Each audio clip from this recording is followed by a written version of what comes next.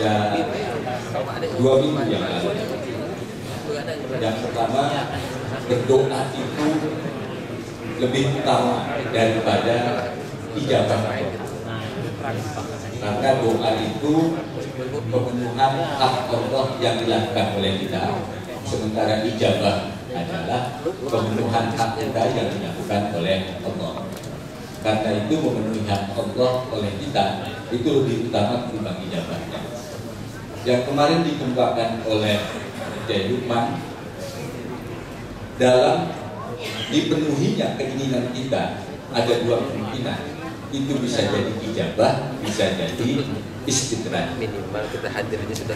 Lalu bagian akhir dari yang kita dapatkan pada minggu lalu adalah maka berdoalah untuk memenuhi perintah Allah. Karena doa kita tentu harus diyakini balik lagi pada hikmah yang pertama, bahwa kita tidak bisa mengandalkan amal kita, yaitu doa kita bukanlah penyebab dari terpenuhinya keinginan kita, karena Allah menentukan tindakan berdasarkan dirinya. Itu mungkin yang bisa saya ungkapkan sebagai pengingat apa yang kita dapatkan pada minggu lalu. Untuk itu mari kita sama-sama membaca Al-Fatihah untuk memulai taklim dan etika kita. Al-Fatihah. Bismillahirrahmanirrahim. Bismillahirrahmanirrahim.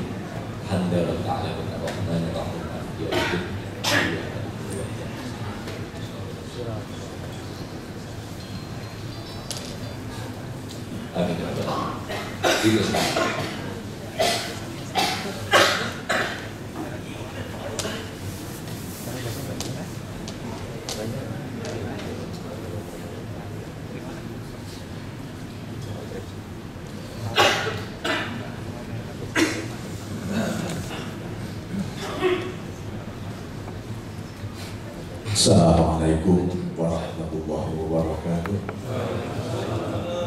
Bismillahirrahmanirrahim. Alhamdulillahilladzi qaddara lana bil hikmati min qulubi shadiq ma hajarat wa fataha laha asma'al muhibbin wal raghibin fasarat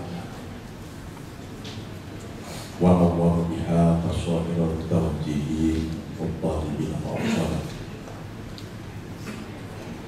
Ahmadu hamda mu'tarifin biminatihi wa syukru alaihi biminatihi. Allahumma sholli ala sayyidina Muhammad wa ala alihi wa sahbihi wa sallim wa ba'd. Bapak Ibu sekalian, kita lanjutkan mengenai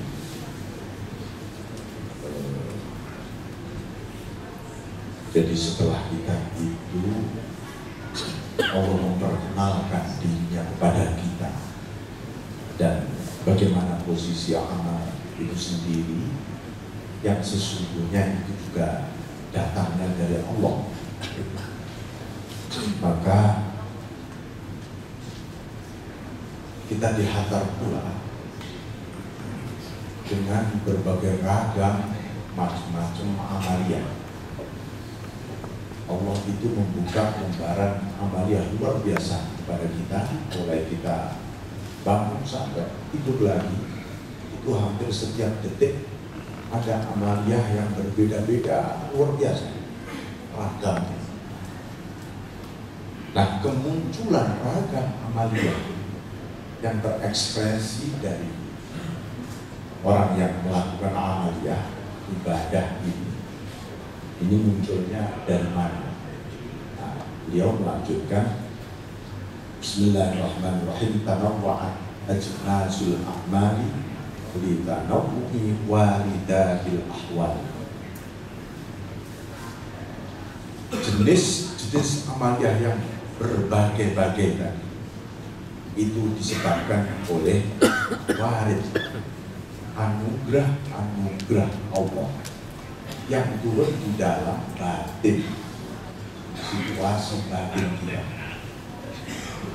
Jadi tiba-tiba ini contohnya, oh saya mau bersedekah di pinggir jalan tadi ya, atau di mana, itu namanya amal. Kenapa saya kok melakukan sedekah itu? Karena sesungguhnya sebelum saya bersedekah itu ada warid yang turun dari Allah, anugerah berupa apa? Berupa satu pahala yang diturunkan kepada kita, tiba-tiba tergerak wujudnya sedekah tadi. Sebentar lagi ya sedekah, kemudian saya harus nolong orang. Kenapa? Karena ada warid baru lagi, anugerah Allah yang turun. Ini maknanya bahwa selama ini amal ini menyebabkan anugerah. Barangkali wacana kita begitu selama ini. Hakikatnya anugerah itulah yang menyebabkan amal.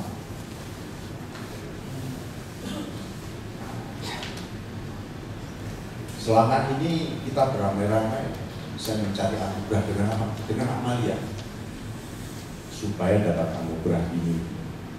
Hakikatnya anugerah itu mendahului amalia kita. Munculnya melalui ahwal itu amaliyahnya batin. Jadi ada istilah ahwal, ada akmal. Kalau ahwal itu gerak-gerik amaliyahnya batin. Kalau ahwal, akmal itu gerak-gerik amaliyahnya zahir.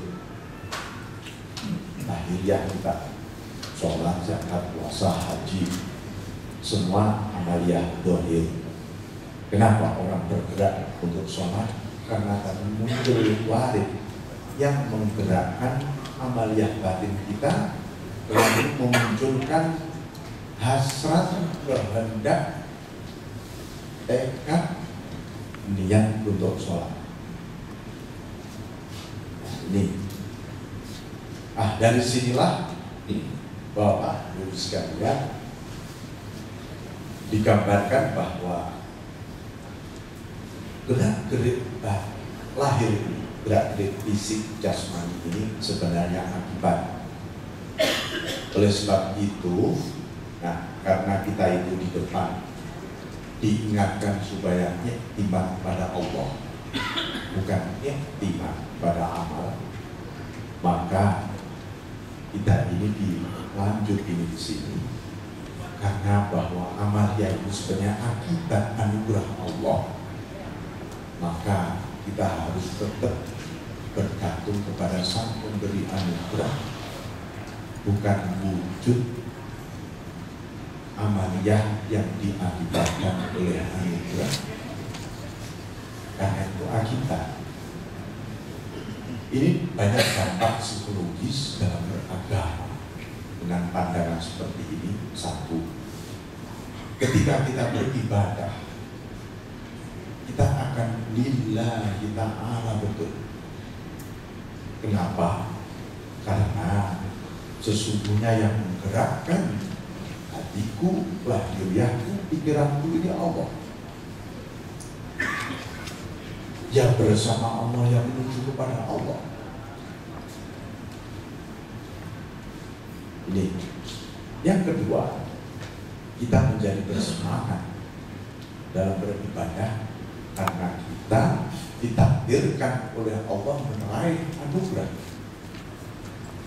saat ini. Sebab kalau tidak meraih anugerah, pasti saya tidak sholat, saya teledor entah kemana, entah lalai dan seterusnya. Sehingga Rasulullah SAW menyebut ketika diprotes oleh Siti Aisyah radhiyallahu anha, kenapa Rasulullah engkau nangis semalaman, ibadah semalaman sampai basah air mata dadamu?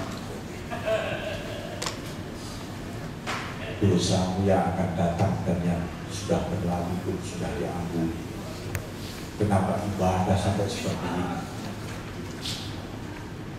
Rasulullah hanya mengatakan, apalah aku abdan syukur, apakah aku tidak akan menjadi hamba yang sangat bersyukur. Itu maknanya kalau kita mengikuti jejak beliau, bahwa rudyah yang selama ini kita lakukan mestinya sebagai ekspresi syukur. Sangat-sangat terima kasih kita kepada Allah karena sebelum kita beribadah, bergerak, beramaliyah ini, anugerah Allah sudah turun sehingga harus disyukuri dengan ibadah. Akhirnya ibadahnya ringan. Tidak ada orang yang berterima kasih itu berat, itu tidak ada. Semua orang yang berterima kasih ringan.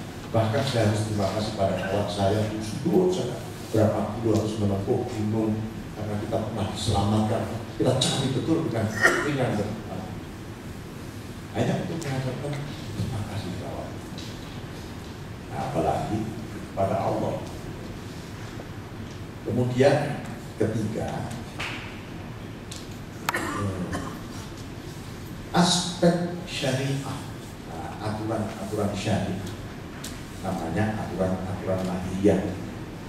Jadi halal, haram, mubah, makruh, wajib, sunnah itu namanya ahkam syariah, hukum syariah.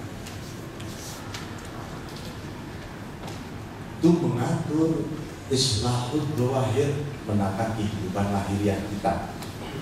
Makan, minum, bekerja, beribadah yang tampak oleh mata dan terdekat uang dan waktu, itu namanya ibadah syariah. Munculnya ibadah syariah ini sebenarnya akibat hakikat di dalam ibadah batinnya kita. Jadi kalau hati kita bersyukur, maka akan memunculkan ibadah syariah yang ringan. Kalau hati kita bersabar, misalnya ini pekerjaan hati ya, batin, maka akan memunculkan ikhtiar yang baik. Kalau hati kita sedang misalnya menyongsong anugerah dan rahmatnya Allah, maka lahiriah kita akan memunculkan ibadah yang benar-benar dikembalikan dan menuju kepada Allah. Jadi gerak-gerik lahiriah ini akibat hakikat batinnya. Jadi hanya saja ini soal lain, soal kesadaran. Ada dalam kehidupan manusia ini baru menyadari, oh selama ini belajar amaliyah lahiriah dulu di sekolahan, di masjid, kampus, di pesantren, atau haram itu ada begitu biasa tahu. Oh ini sebenarnya saya belajar aspek lahiriah ini supaya menyiapkan wadah bagi cahaya batin. Sebab kalau tidak ada wadahnya, nanti juga bisa sesat kita. Makanya para ulama dulu mendidik anak-anaknya, harus dididik aspek lahiriah. Caranya sholat begini, wudhu begini, dan seterusnya. Itu sebagai wadah. Jadi seperti juga organisasi itu juga wadah, juga bagi seluruh ide-ide yang bagus. Tapi kalau ide-ide bagus ini tidak disiapkan wadahnya, nanti membingungkan, malah gak karuan. Nah, wahidul ahwal, wahidul ahwal, Allah terus menerus memulai bahkan rohnya itu menimbulkan ahwal amaliyah batin, baru amaliyah akhir, sebenarnya begitu. Tapi dengan kita dilatih terus menerus supaya kita itu juga tidak mengalami shock, karena kita sudah terbiasa sholat. Begitu Allah melimpahkan khusyuk pada seseorang, ada wadahnya sholat, lalu sholatnya menjadi khusyuk. Ini karena itu Ibnu Athaillah melanjutkan al-amal suarun haid wa arwahuha wujud sirrul ikhlas fiha.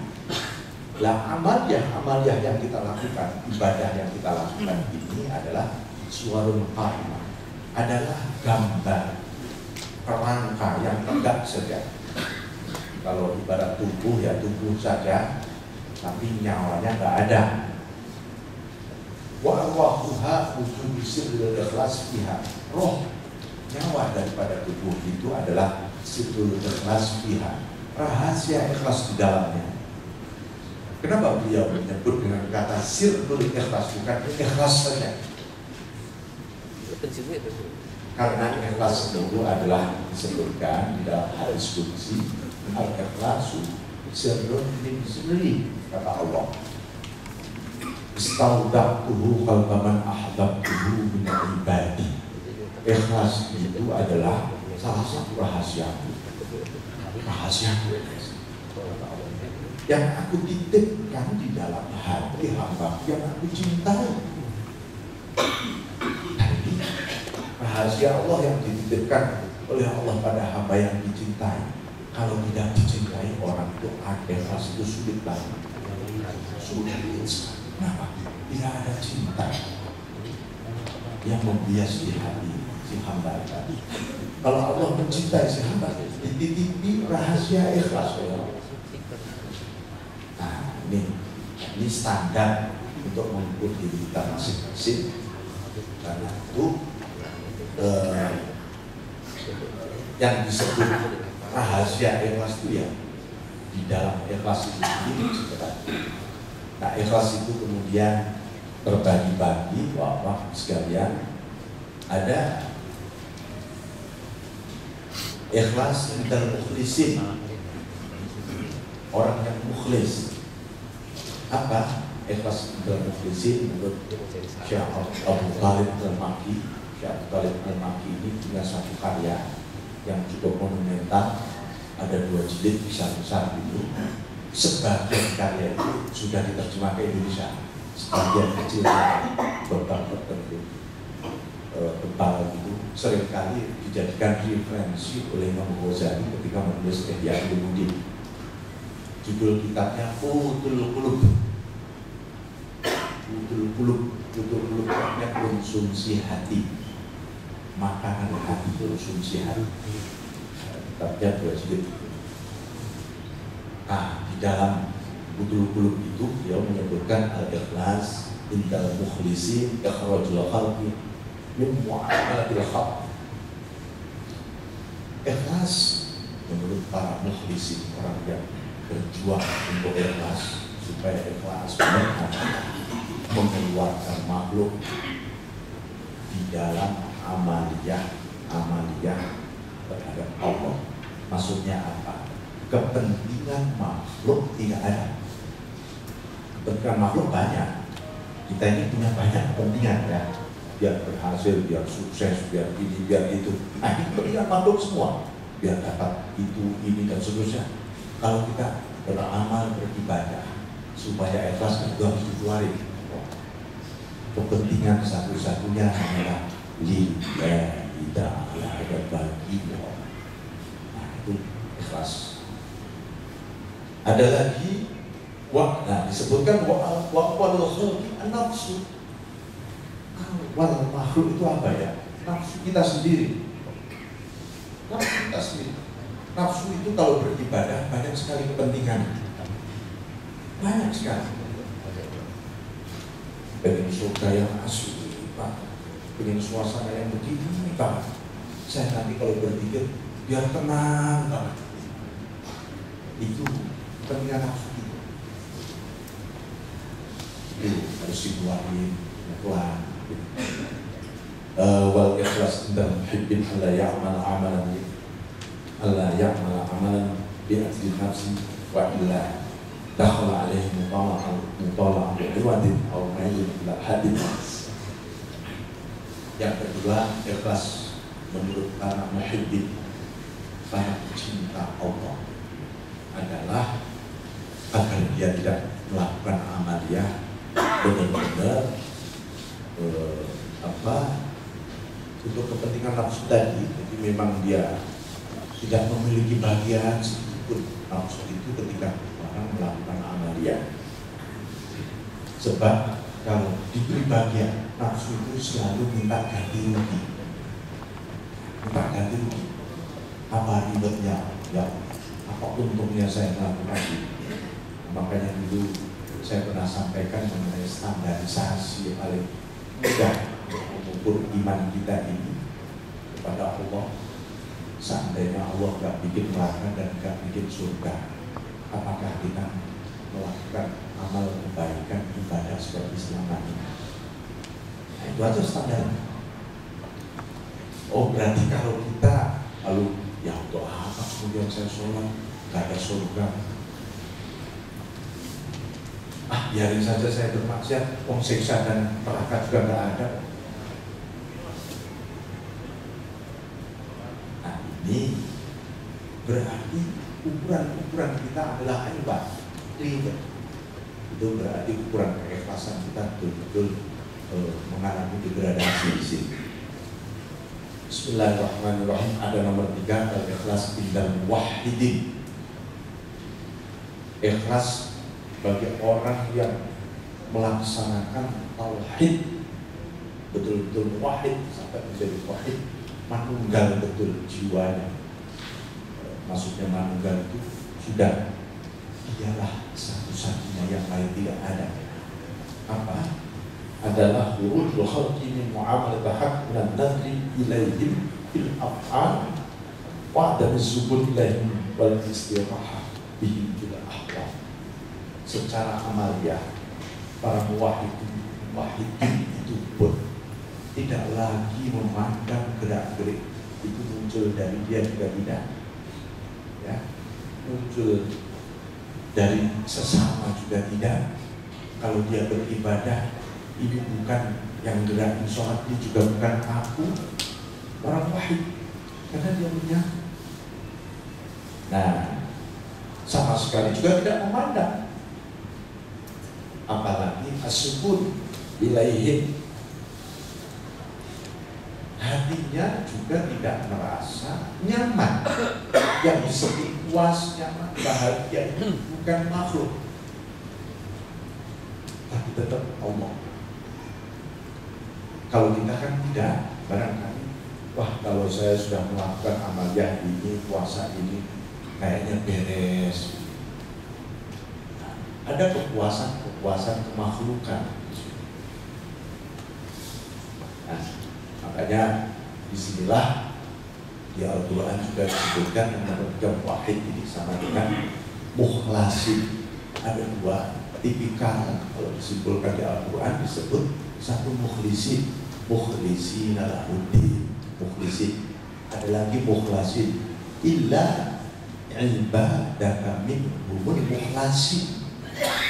Iblis melakukan membuat statement, katanya Fabi izzatika, maka demi kebesaranmu izzah. Iblis ini bersumpah pun masih pakai Fabi izzatika. La'al nahum ajma'in, akan membudak semua manusia. Nah, dari mereka illa ibadaka minhumul mukhlasin, kecuali hamba-hambamu yang mukhlas. Kalau mukhlis saya masih bisa goda. Kalau mukhlas saya katakan, siapa mukhlasi? Mukhlasi wahidin kita, yaitu dia sendiri sudah tidak merasa melakukan itu amal ibadahnya sendiri. Iblis mau goda gimana loh? Ini atmosfernya Allah semua, hawanya semua dan bahagia semua. Angkat tangan iblis. Ini kalau mukhlisin masih belajar ikhlas, ya Allah saya ingin lillah ta'ala berjuang. Nah, kadang-kadang iblis masuk itu, masih ada peluang gitu. Nah, disinilah makanya lalu kita mulai belajar, ya belajar diantah ceritanya. Kemudian ini karena itulah sebenarnya ruang spirit. Kemarin pernah saya sampaikan ada 3 hambatan ikhlas yang harus dibuang. 1, ru'yatul amal, jangan melihat amal baik kita. Habis beribadah, beramal, berbuat baik, lupakan semua. Lupakan, jangan pernah kebaikan kita di masa lalu, hapus semua, jangan diingat-ingat. Itu menghambat ikhlas. Yang kedua, kalau Allah minta ganti rugi, jangan pernah minta ganti rugi kepada Allah. Allah itu sudah menjamin semua dijamin. Kalau kita masih minta ganti rugi, namanya kita nggak yakin pada janji Allah. Gak usah ditagih Allah itu namanya nggak yakin. Nomor 3, jangan puas, karena rasa puas itu menghalangi ikhlas kita. Alhamdulillah, lalu dilanjut dengan gagasan mengenai bagaimana mempelajari supaya iman kita itu tubuh dengan bersih, jauh dari kontaminasi, kemakhlukan, dan supaya ikhlas tadi. Lalu dia menyebutkan begini, idfil wujudaka fi ardil khumul fama nabata mimma lam yudfan la yatimu nitaju.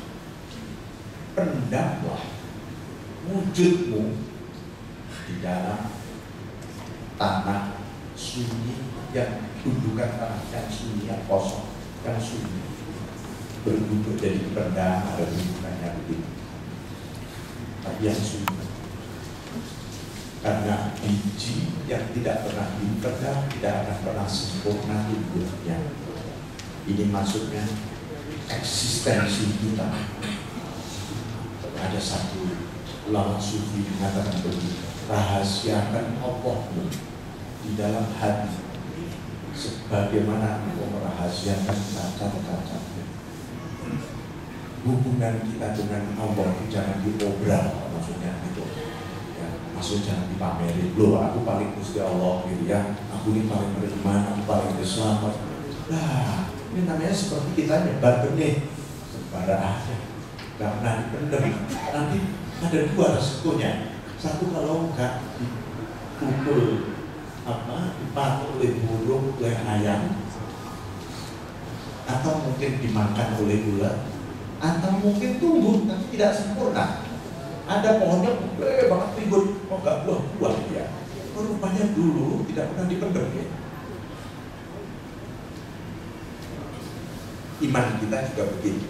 Karena di sini ada syajaratun thayyibah, asluha ya. Ini benar-benar dipendem ardil yakin, tanah yakin yang benar-benar. Ini yang aku dan engkau saja ya Allah, hatiku, soal hati ya, soal hati ini akan tumbuh dan sempurna. Karena apa? Ini iblis itu memantau, mengintai terus. Ini kok tumbuh sedikit, awas dan takut nanti. Ini begitu, kok tumbuhnya bagus, awas, saya lukai di pohon. Ini cara kita belajar ikhlas. Bukan saya tak ini aja lah. Humul itu dia, ini saya beberapa ini saja. Barangkali dulu bisa saja Sunan Kalijogo yang dikabarkan masuk di pendem itu sebenarnya ini maksudnya. Karena situs di pendemnya sampai sekarang juga nggak jelas gitu ya. Bisa jadi. Maksudnya eksistensi rohani kita ini dipendem dulu, dia tumbuh dulu. Nah, begitu berbuah, baru kita kasih ke orang-orang. Jadi karena itu disebutkan di Al-Quran, walau fadlullah alaikum warahmatullahi ma zaka minkum min ahadin abada. Kalau bukan karena fadlnya Allah padamu dan rahmatnya, tak satu pun menganggap kita ini bersih, suci, beres. Semua karena fadl rahmatnya Allah. Makanya supaya satu orang yang memendam keikhlasan hatinya ini, dia akan lepas dari kepentingan di luar hatinya. Itu makhluk. Orang lain mengatakan begini, ini biar saja. Hatiku, aku punya hati yang spesial dengan Allah. Aku punya hubungan privat yang sangat istimewa dengan Allah. Siapapun nggak boleh tahu, malaikat nggak boleh tahu. Karena malaikat itu juga makhluk. Nah ini, jadi nanti gimana Pak kalau nggak dicatat malaikat malah ya biar saja malaikat mencatat yang bisa dicatat saja. Ya, tidak dicatat biar dicatat oleh Allah saja. Yang amal yang lahiriah kalau tapi soal kualitas hati kita biar Allah saja yang tahu. Kalau kualitas hati kita sampaikan kepada orang, lah kan banyak itu kontaminasi. Kita riak, kita bangga, kita merasa lebih dari orang lain. Nah, akhirnya membusuk sendiri lagi nanti. Proses pembusukan terjadi lagi di situ. Ya, ini sesuatu yang privat antara kita dengan Allah. Bismillahirrahmanirrahim. Jadi ini kita akhirnya memiliki tugas kalau sudah diterangkan. Itu tentu harus dirawat, ya dipakerin, dipupuk, disirami. Kalau kira-kira daunnya moncolan, jadi potong. Nah, potong. Kalau ada hama yang disemprot. Ini kemudian banyak, khususnya Imam Al-Ghazali itu membuat satu paradigma mengenai di bab secara khusus. Di dalam bab Ajaibul Qalb yang tidak berbahasa keajaiban hati itu isinya aspek-aspek memulihkan, aspek-aspek yang destruktif terhadap batin kita. Apa saja? Oh ya, ini harus dipakerin dari itu pertumbuhan iman yang kita tanam di tanah yakin yang sunyi tadi. Aspek-aspek pendorong supaya memupuk pohon ini, supaya para bisa cabang-cabangnya sampai ke langit itu bagaimana? Karena ini akan tumbuh namanya pohon tauhid nanti. Pohon tauhid lalu bercabang-cabangnya al-ahwal al-qalbiyah, perilaku hati kita. Itu cabang-cabang yang bisa menyentuh ke langit. Khauf, roja, apapun, ya, syukur, khawbah, khusyuk, belum lagi mahabbah, ma'rifah, musyahadah. Itu semua yang disebut cabang-cabang pohon tauhid. Tidak ada namanya cabang pohon sampai menyentuh langit kecuali yang tumbuh dan biji iman yang ditanam di dunia ini, ya, namanya yakin itu nggak bisa dilihat, rahasia betul di sini. Tumbuhlah pohon tauhid. Cabang-cabangnya adalah akhlak bawati, akhlakul bawati, yang disebut akwal ya. Nah, nanti buah-buahnya disebutkan buah-buahnya bermanfaat. Itu yang memberi berkah kepada sesama.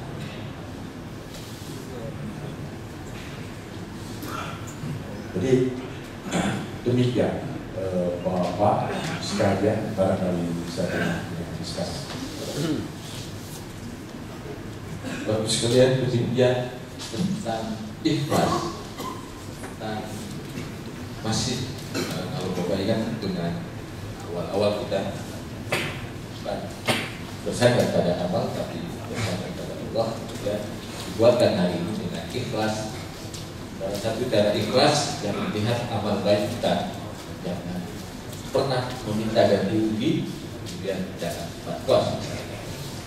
Jadi silakan jika ada yang tidak share, kalau misalnya juga tidak ada pertanyaan, tapi juga bisa menceritakan kasus pribadi atau kasus yang lain. Bapak sekalian, jika ada yang tidak, ya silakan diskusikan apa yang tadi kita bicarakan. Silakan. Assalamualaikum warahmatullahi wabarakatuh. Ya menarik ya kita bahas tentang ikhlas. Kalau saya memang kalau ikhlas diartikan sesuatu yang bersih. Dalam Quran itu ada mukhlisin. Mukhlisin itu orang yang berusaha untuk membersihkan diri. Lalu ada lagi mukhlasin. Mukhlasin itu orang yang dibersihkan. Jadi di sini ada aktif, ada pasif. Nah, kemudian di dalam surat Al-Waqiah ayat 77 itu dikatakan wa innahu la Qur'anul karim fi kitabin maknun la yamassuhu illa mutahharun. Nah, istilah kata-kata mutahharun yang berasal dari tohir yang artinya bersih. Mutahharun berarti orang yang dibersihkan. Nah, kalau demikian mukhlasin dengan mutahharun itu sama artinya, hanya sudut pandangnya saja beda. Jadi sebenarnya Quran ini hanya dipahami oleh mereka, yaitu orang-orang yang disucikan itu tadi. Sehingga tidak aneh kalau iblis angkat tangan untuk menghadapi mereka itu, karena mereka itu pada hakikatnya adalah merupakan mistah, perwujudan dari Al-Quran itu sendiri. Tapi kira-kira terima kasih. Assalamualaikum warahmatullahi wabarakatuh. Dan masih ada yang lain, sekalian silakan Pak.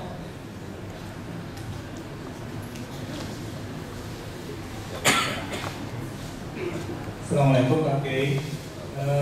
Di dalam Quran Allah suka memberikan kabar gembira, berilah kabar gembira kepada orang-orang tentang surga. Kayak gitu. Jadi banyak kita disuruh beramal itu supaya digelut gitu.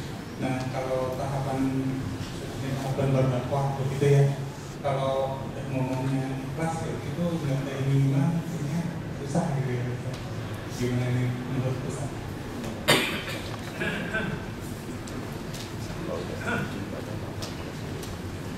Baik.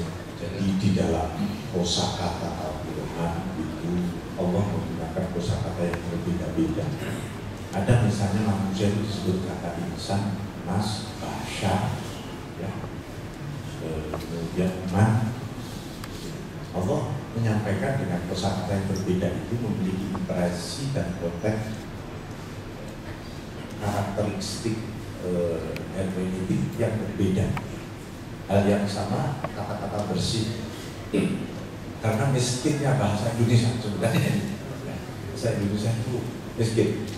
Mestinya insan itu artinya manusia yang bagaimana, bahasa itu manusia yang bagaimana, nas itu manusia yang bagaimana. Mungkin di dalam sebelum bahasa Indonesia ada bahasa dulu, ada bahasa Jawa, bahasa Sunda, itu menyebutnya malah berbeda-beda.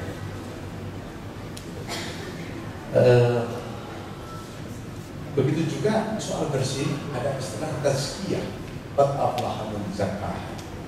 Ada innallaha yuhibbut tawwabin wa yuhibbul mutatahhirin, atau tadi la yamassul mutahharun tazkiyah.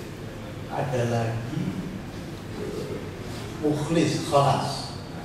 Ini kenapa Allah menggunakan berbeda-beda, yang konteksnya berbeda-beda.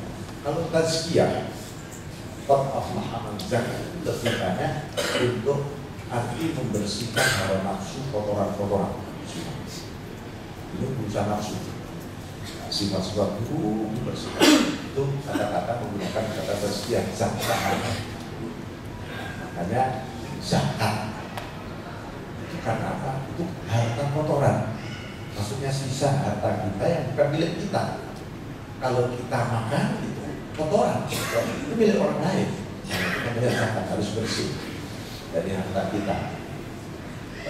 Kemudian kalau tadhir, itu lebih pada penyucian hati, tadhirul qulub, Jadi hatinya bukan nafsunya. Penyucian hati bukan lagi membuang, tetapi hati sudah diberi digerakkan. Pembersihan hati itu digerakkan hatinya melalui akhlak hati. Soal syukur, ridho, tawakal, itu harus ada. Zikir di dalam hati, cinta di sini, itu mulai proses tauhid. Nah, berbeda lagi dengan taktis, penjernihan, pembeningan itu di dalam hati, bukan hati yang disebut sir. Makanya Allah menyebutkan al-ikhlas sirrun min sir, yang membersihkan sirnya, sebuah rahasia batin. Ketika itu dibersihkan, dia hanya ya Allah, aku hanya untukmu saja ya Allah, gak kepingin yang lain. Itu sir kita. Itu. Jadi itu konteks yang berbeda, sama-sama bersih tapi berbeda, dibersihkan. Jadi kalau mukhlisi dan mukhlisi orang yang berusaha secara syar'i, secara ikhtiari, itu ikhlas, itu takwa, itu berjuang betul. Belajar ikhlas itu kan berjuang. Ini kok muncul pengen sesuatu, ya Allah bukan ini ya Allah. Anta maksudi, waridho amalubi, tujuanku engkau Allah, ridhomu yang aku jaga. Muncul lagi keinginan lain, ya Allah bukan ini, ridhomu ya Allah. Ini namanya mukhlisi, orang yang berjuang terus. Tapi kalau mukhlasi sudah diikhlaskan, artinya yang membersihkan Allah sendiri, dia sendiri sudah masuk ke gerbangnya ikhlas, begitu masuk rumah ikhlas, belum dia mukhlasi, dia sudah la haula wala quwwata illa billah. Jadi ada pertanyaan begini di dalam sahih amalaka bil ikhlas. Ada seorang ulama sufi mengatakan, benarkan amalmu dengan ikhlas. Wasahih ikhlasuka bitabari minal haul wal quwwah. Benarkan ikhlasmu, luruskan ikhlasmu dengan membebaskan diri dari merasa bisa berupaya dan merasa kuat, termasuk merasa ikhlas. Makanya Ibnu Arabi pernah mengatakan, hakikatul ikhlas tarkul ikhlas. Hakikat ikhlas itu meninggalkan ikhlas. Yaitu merasa tidak bisa ikhlas. Ikhlas itu dari Allah, bukan dariku. Nah, ini namanya benar-benar meraih ikhlas yang sesungguhnya. Iya, itu semua dari rahasia. Itu namanya ikhlas. Diikhlaskan sendiri oleh Allah. Kemudian Mas tadi, Allah ingin surga, boleh gak saya beramal pengen surga, pengen bidadari? Boleh, boleh. Itu pun juga ikhlas, tapi ikhlas paling dini, ya. Dan di ikhlas juga ada ikhlas dini, tapi naikkan. Nanti persepsi kualitas bidadarinya juga naik. Gitu. Kualitas surganya juga naik. Begitu. Jadi kalau mungkin di kita yang barangkali kalau disebut bahasa program ya, ini surga pas ambil gitu ya, mungkin yang disebut bidadari itu sangat seksual dan seksis sekali. Tapi bagi para arifun ya, yang disebut bidadari sudah manifestasi jamaliyah, manifestasi sifat-sifat asma yang indah dari Allah. Jadi para arifun pun melihat bidadari langsung yang isinya ya full fikir, akhirnya malah lalu surga bagi mereka surga ya jannatul ma'rifah,